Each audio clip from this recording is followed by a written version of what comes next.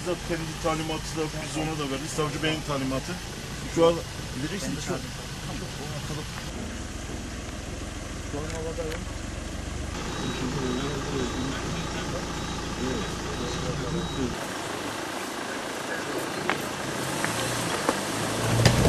İnşallah sağ çıkarız. O da şey mi?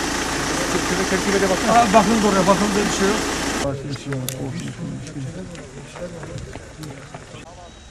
İkinci itfaiye gidecek, üçte itfaiye kim başına yapar? Yok.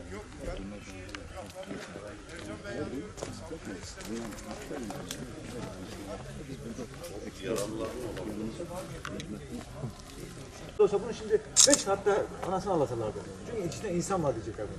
Uçak getirirler, bir iş takarlar.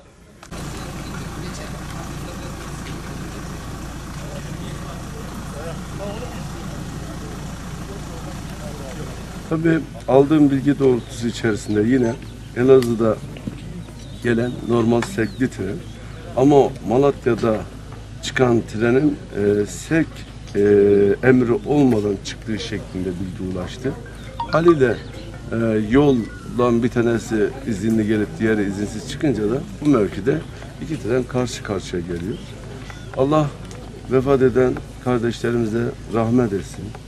Yakınlarına başsağlığı diliyorum. Şu anda hastanede yatan iki yaralımızın hayati tehlikesinin olmadığını ifade ettiler.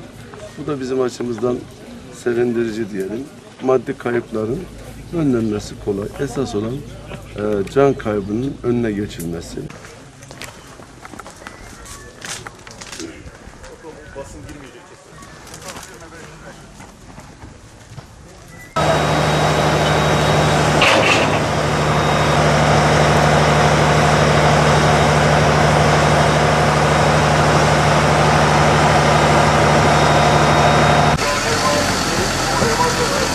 Ambulans yol verin bak.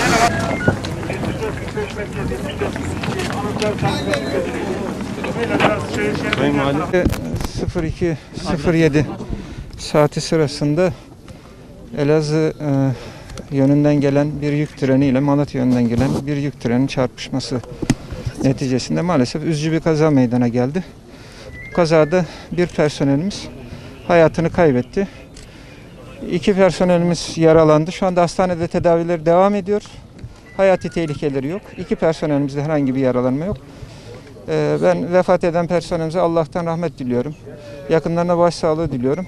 Yaralı personelimize de geçmiş olsun diyorum. İnşallah şifaya kavuşurlar yakın zamanda. Malatya'da çıkan trenin izinsiz çıktığı yönünde kazaya... İncelemeler sonucunda belli olacak arkadaşlar. Peki, teşekkür ederim.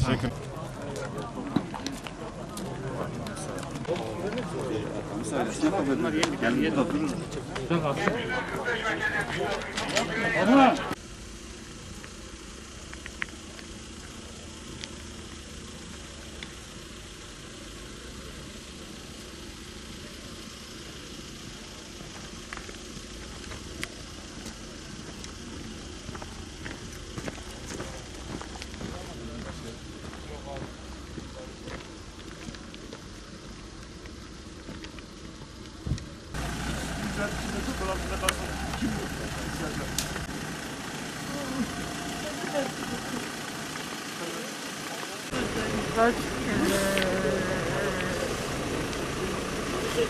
böyle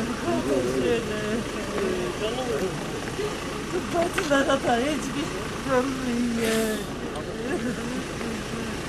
Hatta adama şey olmuşsa da o da ne can çekici, hiçbir kimsenin bakmıyor. Allah'ın seversen şuradan yol bir iş gelemedi bir saattir ya. Bir saatte bir iş gelemedi ya. Neyiniz oluyor? Abi.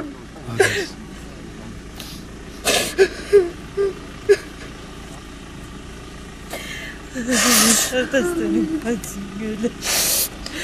Oy kardeş.